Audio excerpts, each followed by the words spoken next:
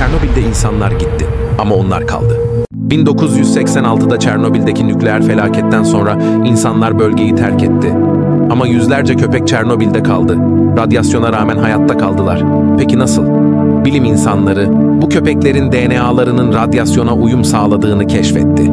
Bugün bile torunları Çernobil'in hayalet şehrinde yaşıyor.